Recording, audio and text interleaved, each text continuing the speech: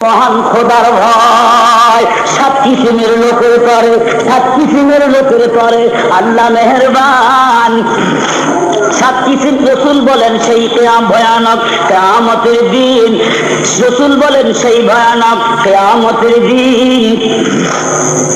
কিয়ামতের দিন কয় প্রকার লোককে আরশের ছায়ার নিচে জায়গা দেবে আল্লাহ? 7 প্রকার। থাকবে নাহি কোনো ছায়া, খোদার ছায়া। হিন্দুর কান মারহাবা।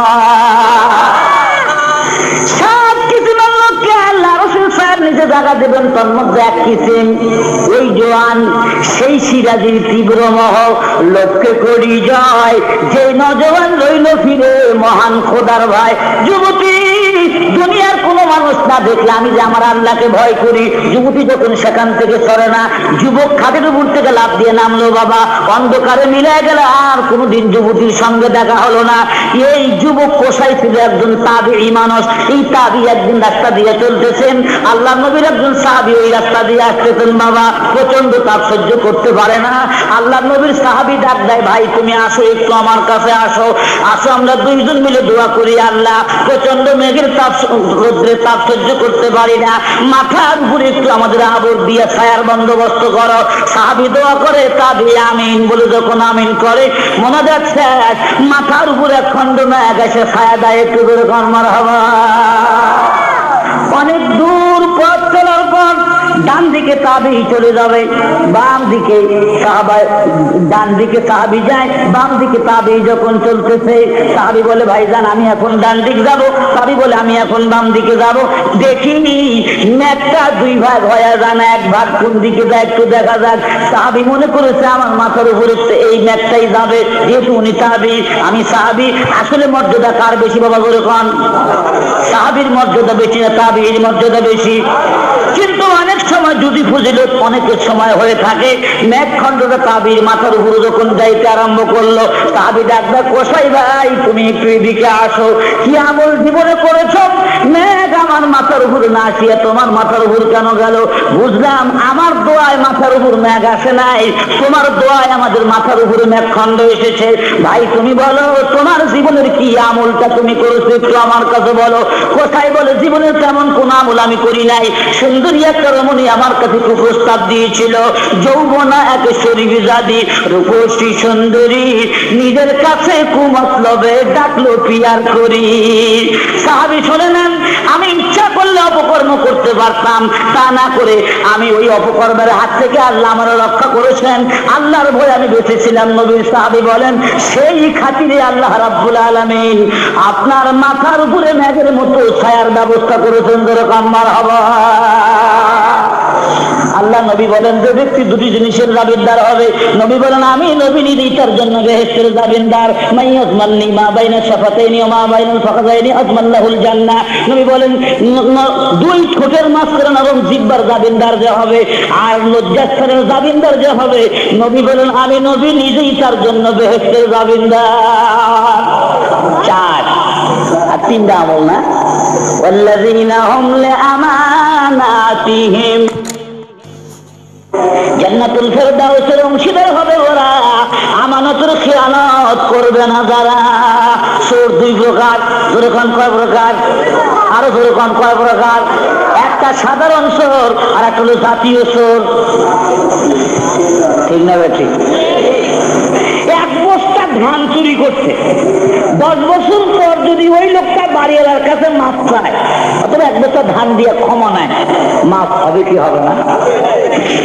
কিন্তু যে চেয়ারম্যান সাহেব কেউ থাকলে আবার মন খারাপ করেন না, সংসদ সদস্য থাকলে তারাও মন খারাপ করেন না। চোর তো শিক্ষিতের মধ্যে বেশি না অশিক্ষিতের মধ্যে বেশি? ভালো করে জবাব দেন। চোর শিক্ষিতের মধ্যে বেশি না অশিক্ষিতের মধ্যে? আচ্ছা, অশিক্ষিত চোর যারা, তারা জাতি মাল চুরি করে, মানুষের মাল।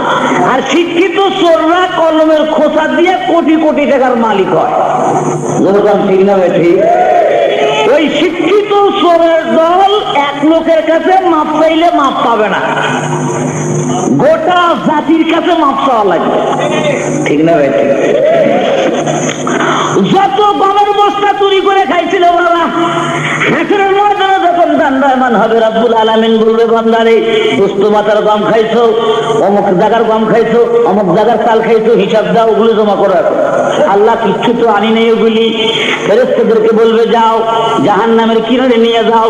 মুকাশাফাতুল কুলুব নামক কিতাবের মধ্যে ইমাম গাযালী আলাইহির রহমা লেখেন, ওই চোরটা যখন জাহান্নামের কিনারে দাঁড়িয়ে যাবে বাবা, তখন দেখতে পাবে আমানতের মালগুলি জাহান্নামের তলদেশে দেখতে পাবে, ধাক্কা দিয়ে জাহান্নামের মধ্যে ফেলে দেওয়া হবে।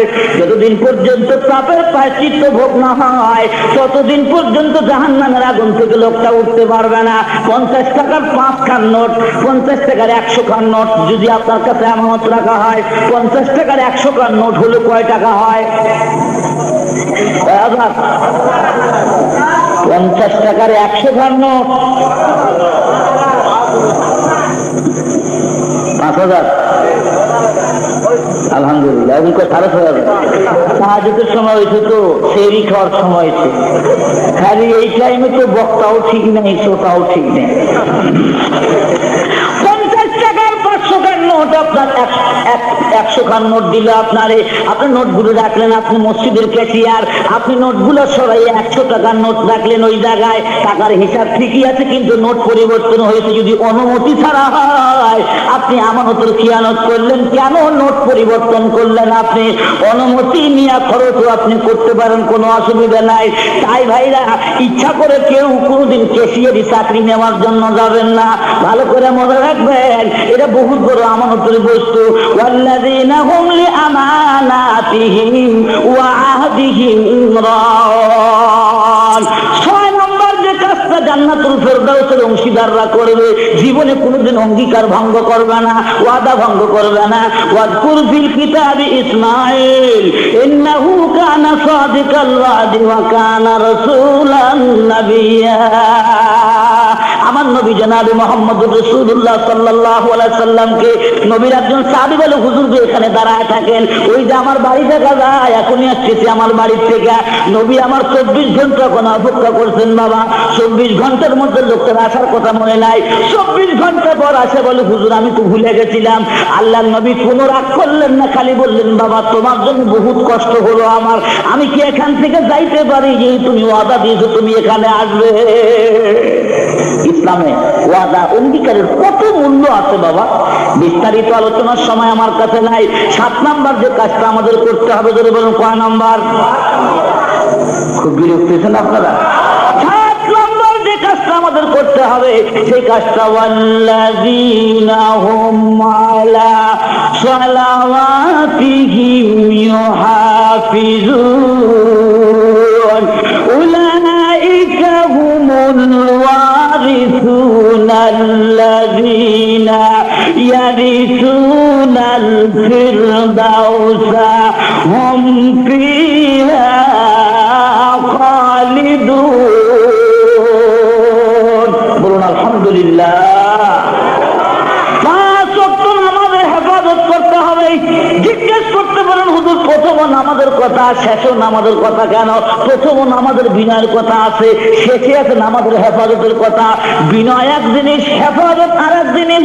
হেফাজত কেমন করে করবে বাবা? নামাজের হেফাজতকারী হলো 3 প্রকার। ধরে বলেন কয় প্রকার? সব মানুষ যখন হাসরের ময়দানে একত্রিত হবে, আল্লাহ পাক 3 প্রকার নামাজি মানুষকে বিনা হিসেবে জান্নাতে জায়গা দেবে। আর একটু আস্তে কাম সুবহানাল্লাহ। আস্তেই যে জোরে হইল আপনাদের। দেখেন তুমি 3 প্রকারের কোন প্রকারের সাথে আমরা পড়তে পারি? এত কষ্ট করে বয়ানটা শুনলেন আপনারা, তাহলে 7টা পয়েন্ট তো মনে রেখে বাড়ির যা কোয়া লাগবে। খেয়াল করেন, 3 প্রকার মানুষ বিনা হিসেবে জান্নাতে যাবে। 3 প্রকারই নামাজি। নামাজের মধ্যে 3টা প্রকার হবে। কেমন? হাসরের ময়দানে বিনা হিসেবে প্রথম যে লোকগুলি জান্নাতে যাবে, ওদের চেহারা উজ্জ্বল সূর্যের মতো হবে। একটু জোরে কোন সুবহানাল্লাহ। ফেরেশতারা জিজ্ঞাসা করবে, তোমরা কারা? মান আনতুম? নাহনু মুহাফিজুন আলাস সালাত। আমরা নামাজের হেফাজতকারী। কাইফা মুহাফাজাতুকুম আলাস সালাত? তোমরা কেমনে নামাজের হেফাজত করতে? বলে আমরা মসজিদে পদু বানাইয়া মসজিদে যাইয়া বসতাম, তারপরে মুয়াজ্জিন সাহেব আযান দিত। এত আগে আমরা মসজিদে যাইতাম। আচ্ছা, আর একদল আসবে, এদের চেহারা পূর্ণিমার চাঁদের মতো উজ্জ্বল। জিজ্ঞেস করে, মান আনতুম, তোমরা কারা? নানু মুহাফিজুনা আলা সালাতি, আমরা নামাজের হেফাজতকারী। তোমরা কেমনে নামাজের হেফাজত করেছিলে? বলে আমরা উযু বানাইয়া রাস্তার মধ্যে আসতাম, তখন মুয়াজ্জিন আযান দিত। বলুন সুবহানাল্লাহ। 3 নম্বর নামাজি যারা, আমরা বলতে 3 নম্বরে পড়ে যাই। একামত শেষ হয়, ও বুঝতে পারে না একামত শেষ। আরে ভাই জামাত দেয় তো যাই যায়। একেবারে 3 নম্বরে চলে আসছি আমরা। 3 নম্বর কি বলে? আযান শোনার পর কাম সারে, তারপরে উযু বানায় মসজিদের দিকে রওনা দেয়। এদেরকে আল্লাহ যদি জামাত ঠিক মতো আদায় করে, আল্লাহ পাক ওদেরকে বিনা হিসেবে জান্নাতে জায়গা দিবেন। সুবহানাল্লাহ। ও মুসলমান ভাইরা, আমরা যারা এখানে বসে আছি, আল্লাহ পাক আমাদের জান্নাতের মানুষ করে কবুল করুন। আবার বলুন আমিন। মালদ্বীপে কি যাবেন? একটু যেতে হবে মালদ্বীপে। মালদ্বীপে ওই লোকটা কিন্তু নামাজ পড়তেছে, হাফেজ আবুল বারাকাত সাহেব। এই নামাজ নিয়েই ব্যস্ত আছে দেবতার হাত থেকে বাঁচার জন্য। আমার আল্লাহকে ছাড়া কাউকে ভয় করে না। এখানে একটা প্রশ্ন, যে জান্নাতুল ফেরদাউসের অংশীদার কেন বলা হলো? মুফাসসিরিনে কেরাম বলেন, ওয়ারিস শব্দ কেন লাগানো হলো এখানে? ওয়ারিস তো বাবা মরে গেলে বেটা সম্পত্তি পায়, তাকে ওয়ারিস বলে, মিরাসের সম্পত্তি যে পায়।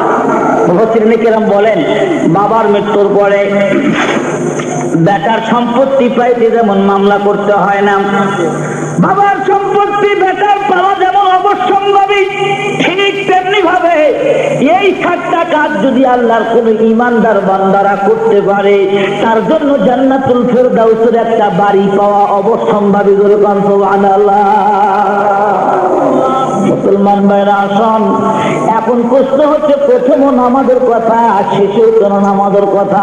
মুফাসসিরিনে কেরাম বলেন, ইন্নাস সালাতা তানহা আনিল ফাহশাই ওয়াল মুনকার।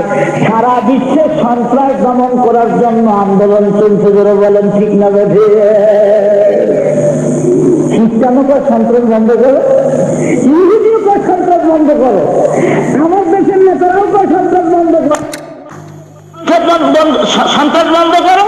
ক্ষমতাসীন সরকারও কয় সন্ত্রাস বন্ধ করো। আপনারা কি সন্ত্রাসের পক্ষে না বিপক্ষে? সন্ত্রাসী কর্মকাণ্ড কেউ পছন্দ করে না, বাপও পছন্দ করে না বেটা সন্ত্রাস করুক। বলেন ঠিক না বেটি? টুইন টাওয়ারে হামলা হয়েছে, পেন্টাগনে এর নামই আমরা অনেকে আগে জানতাম, টুইন টাওয়ার। তবে এক কাম হয়েছে, উসামা বিন লাদেনের নাম অনেকে জানতো না। ঠিক না বেটি? আল্লাহর ওয়ালি, বিশিষ্ট মুজাহিদ উসামার চেহারা অনেকে দেখেছিল না, কিন্তু এই কারণে তাম বিশ্বের কাছে উসামার একটা পরিচয় ঘটে গেল। ধরে বলেন ঠিক না বেঠে? শুধু তাই নয়, এই কারণেই গোটা বিশ্বের সমস্ত মুসলমানরা এক প্ল্যাটফর্মে আসার মতো একটা পরিবেশ সৃষ্টি হওয়ার পথে। ধরে বলেন ঠিক না বেঠে?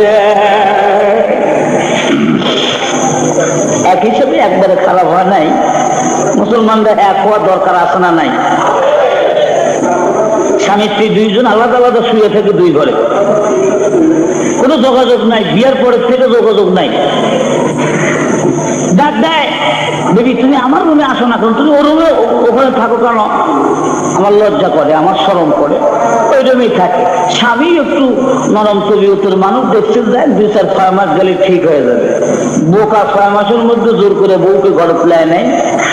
একদিন বিবি যে রুমের মধ্যে আছে, সেই রুমে একটা চোর ঢুকছে। যে চোর দেখে, জানলা দিয়ে চোর দেখে বিবি দৌড় দিয়ে স্বামীর কাছে গেছে। স্বামীর রুমের মধ্যে যায়, স্বামীর ল্যাবের মধ্যে ঢুকছে। স্বামী এবার বলছে যে, যা কোনোদিন না তাই, হ্যাঁ তুমি আমার রুমে আসলে 6 মাসের মধ্যে আমার ঘরে আসো না, আমার কাছে আসো না, তুমি আসলে কেন? বলে চোর, চোর আসছে, আমার নিয়ে ব্যস্ত হয় না, চোর ঘাবড়ান।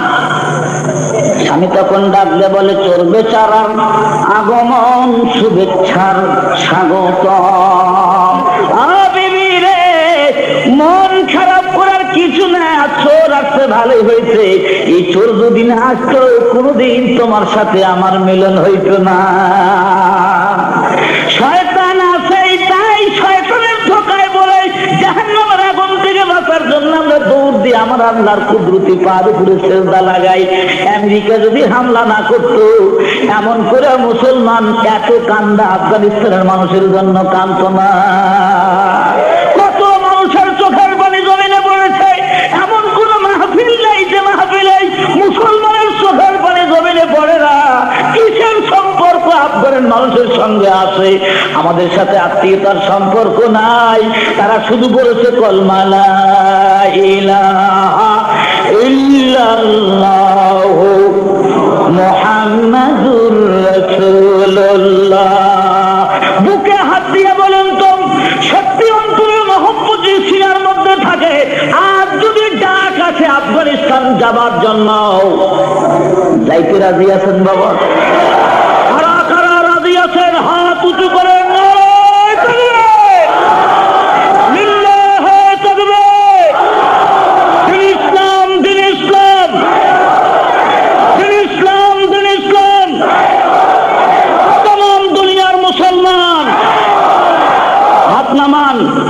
আম্মাজানরা, ব্রিটেন, আমেরিকা, চতুর্দিকে কাফেরদের দেশে মুসলমান মায়েরা সন্তানকে জিহাদের ময়দানে পাঠাতে, ওরকম সুবহানাল্লাহ।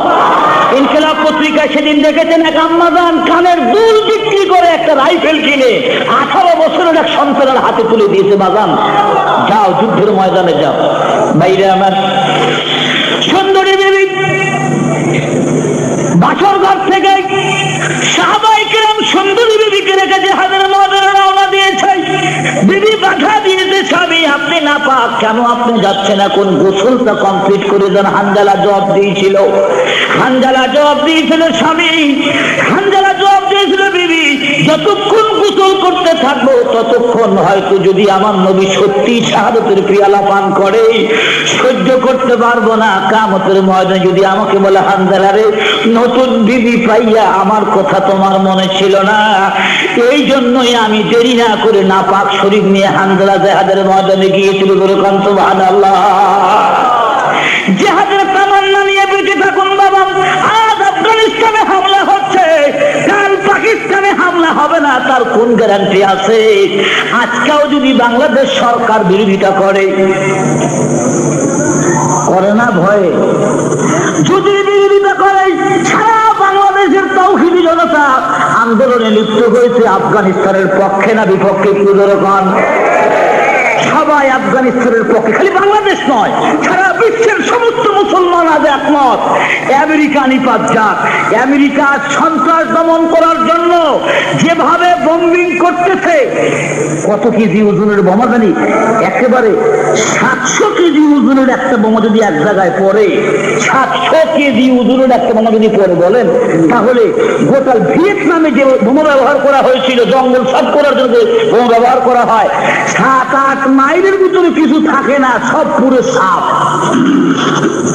মুসলমান ভাইরা খেয়াল করুন, আমাদের ঘাবড়াবার কিছু নাই। আল্লাহর কাছে দোয়া করব, আর প্রস্তুত থাকতে হবে যদি সময় আসে, সুযোগ আসে, অবশ্যই আমাদেরকে ময়দানে নামতে হবে। ধরে বলেন ঠিক না বেঠে? আর কতদিন ঘুমিয়ে থাকবেন? আফগান তো একদিন ঘুমিয়েই ছিল। ওই তালেবানরা তালিমের কাজেই ছিল, কিন্তু তালেবানরা যখন তালিম থেকে উঠে নারায়ে তাকবীরের ধ্বনি দিয়ে যখন একবার জাগ্রত হয়েছে, আল্লাহ রাব্বুল আলামিন আফগানিস্তানের জমিনে আল্লাহ তার রাজ কায়েম করেছেন। ধরে কোন সুবহানাল্লাহ।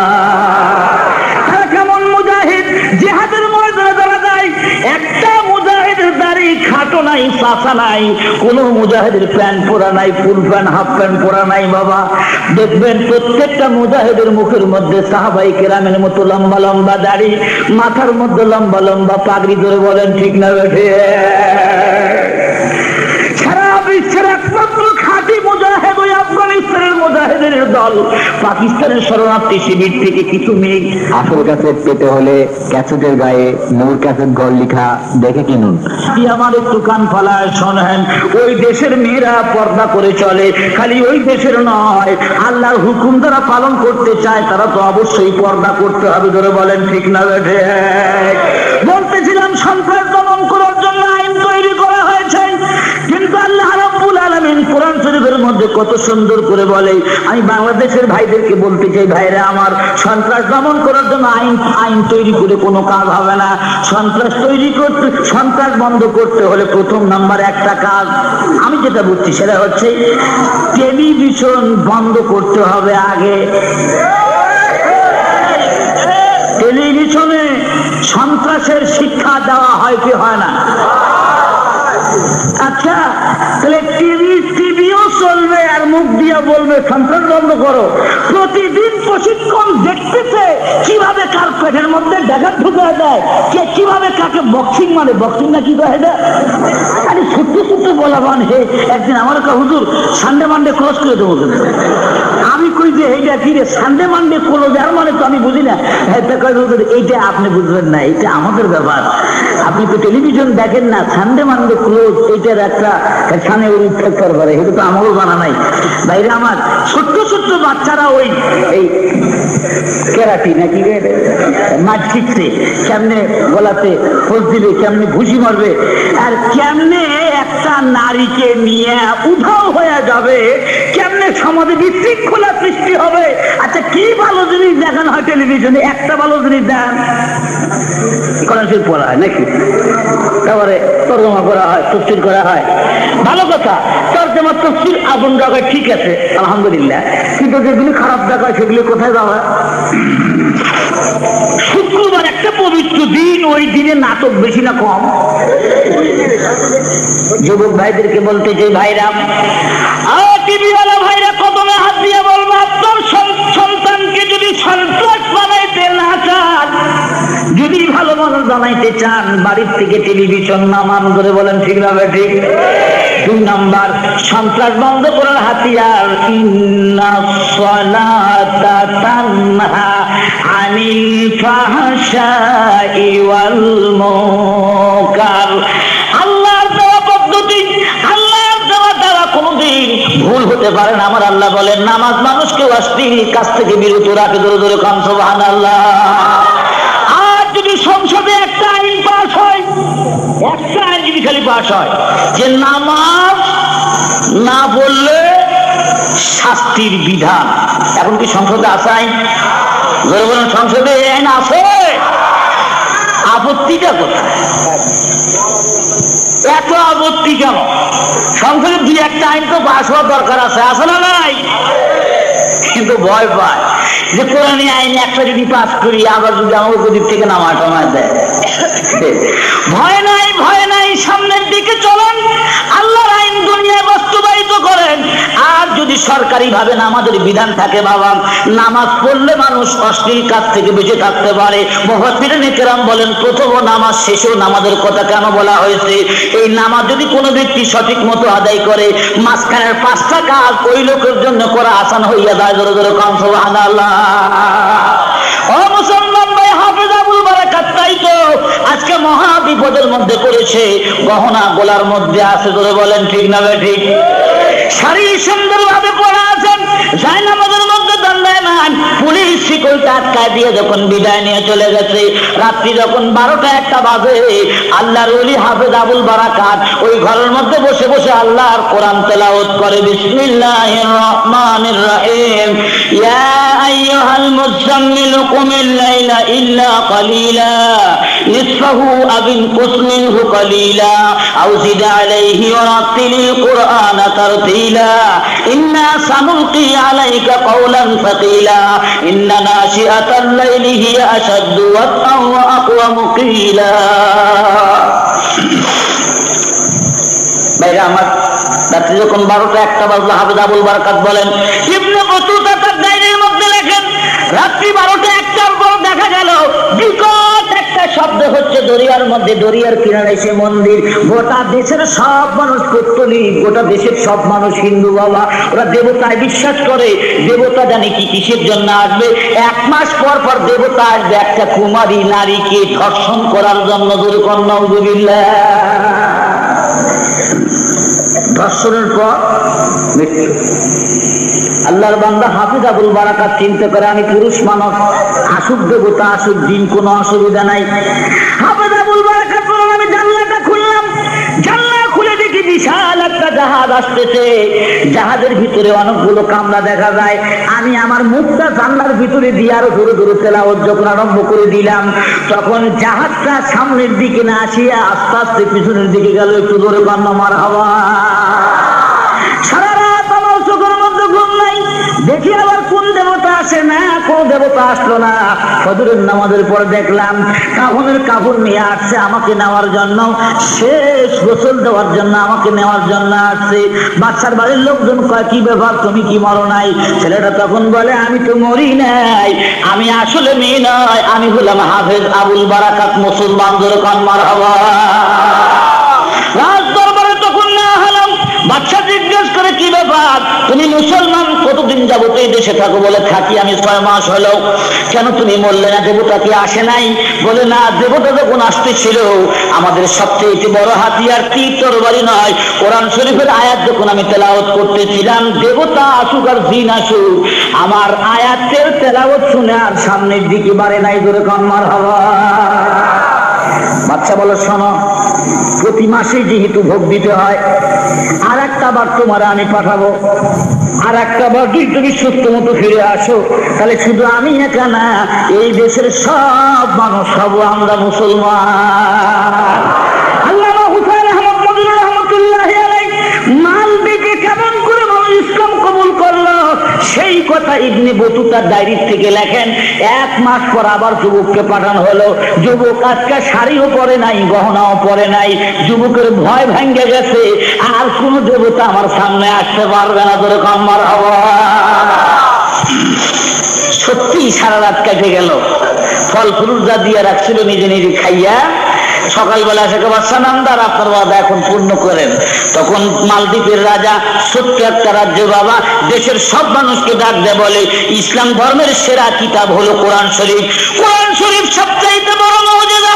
এই কোরআন শরীফের তেলাওয়াতের দ্বারায় মহাবিভীষিকার হাত থেকে যখন আমরা রক্ষা পাইলাম, আর অন্য কোনো ধর্ম নয়, আজকের থেকে আমরা ইসলাম ধর্মে আমরা পাকা মুসলমান। লা ইলাহা ইল্লাল্লাহ।